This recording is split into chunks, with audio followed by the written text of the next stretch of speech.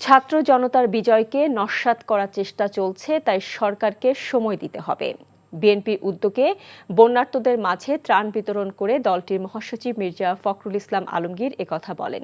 কুমিল্লার লালমাই উপজেলার ছোট শরীফপুর উচ্চ বিদ্যালয় মাঠে বক্তব্য রাখেন তিনি। সেখানে বন্যার্ত মানুষ ও হাজার হাজার বিএনপি নেতাকর্মীদের উপস্থিতি আছেন।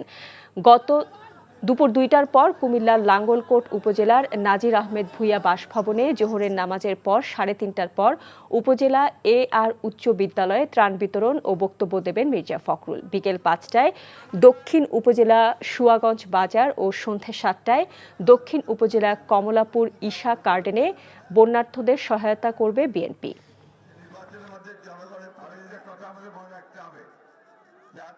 যদি কাউকে দেখেন যে চাঁদাবাজি করছে বা দখলদারি করছে, তাকে ধরে সাথে সাথে পুলিশে দেবেন অথবা আপনারা আগে ভাগে বেশি কথা বলা ঠিক হবে না।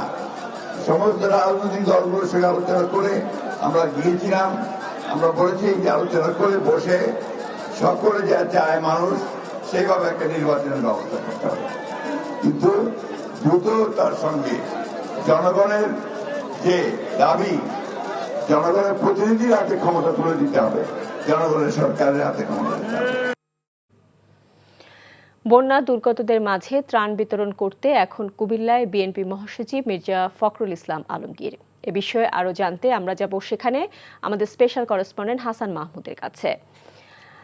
হাসান, মির্জা ফখরুল ত্রাণ বিতরণের সময় আর কি বলেছেন?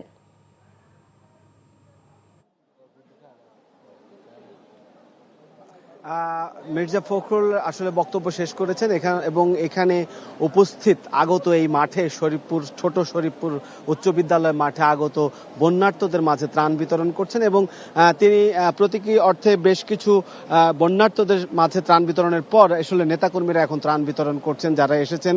আসলে এই জায়গাটিতে শরীফপুর উচ্চ বিদ্যালয়, এখানে পানি নেই এবং কিছুটা শুকনো, যার কারণে বিভিন্ন অঞ্চলে যেহেতু পানিতে আচ্ছন্ন আছে এবং সেই দুর্গত অঞ্চলে এই জন্য সমবেতভাবে ত্রাণ দেওয়ার জন্য এই মাঠে আসলে বন্যার্তদের ডাকা হয়েছে বিএনপির পক্ষ থেকে এবং এইখানে তারা ত্রাণ নিয়েছেন মহাসচিবের হাত থেকে এবং এখনো নিচ্ছেন। আপনি যেটি জানতে চেয়েছেন যে বিএনপি মহাসচিব খুবই সংক্ষিপ্ত বক্তব্য দিয়েছেন, অর্থাৎ সেই বক্তব্যের পরিমাণ হয়তো 3 মিনিটের মতো বক্তব্য দিয়েছেন তিনি এবং সেই বক্তব্যে তিনি বলেছেন যে আসলে দেশ জুড়ে যে বন্যার্ত মানুষ রয়েছে তাদের দুর্ভোগ অত্যন্ত বেশি এবং সেই দুর্ভোগের পরিমাপ করা আসলে মানুষ যার যে ভুক্তভোগী তার চেয়ে আসলে অন্যরা বেশি এই বন্যার আঘাত বা এই দুর্ভোগ হয়তো অনুধাবন করতে পারবে না। তাই যার যার অবস্থান থেকে সবাইকে এই ত্রাণ বিতরণে অংশ নেওয়ার জন্য তিনি যেমন আহ্বান জানিয়েছেন যে বন্যার্তদের পাশে দাঁড়ানোর জন্য বিশেষ করে যারা ধনাঢ্য ব্যক্তি আছেন এবং সমাজের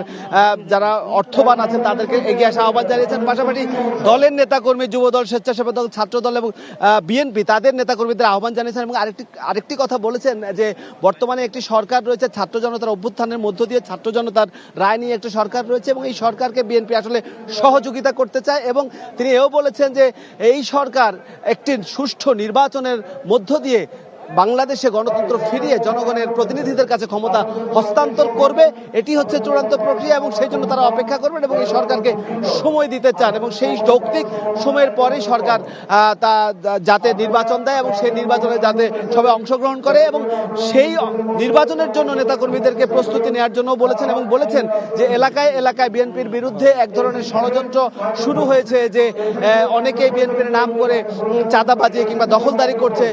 দলীয় নেতাকর্মীদেরকে তিনি একেবারে কঠোর হুঁশিয়ারি দিয়েছেন যে যারা চক্রান্ত করছে বা বিএনপির ষড়যন্ত্র করছে এটি একটি ষড়যন্ত্র এবং এই ষড়যন্ত্র মোকাবেলার জন্য নেতাকর্মীদেরকে সজাগ থাকার আহ্বান জানিয়েছেন এবং তিনি বলেছেন যারা দখলবাজি, চাঁদাবাজি, বাসস্ট্যান্ড দখল, বাজার দখল কিংবা চাঁদাবাজি করছে তাদেরকে যেন পুলিশের হাতে তুলে দেওয়া হয়। জানছিলাম বিএনপি ত্রাণ বিতরণের খবর।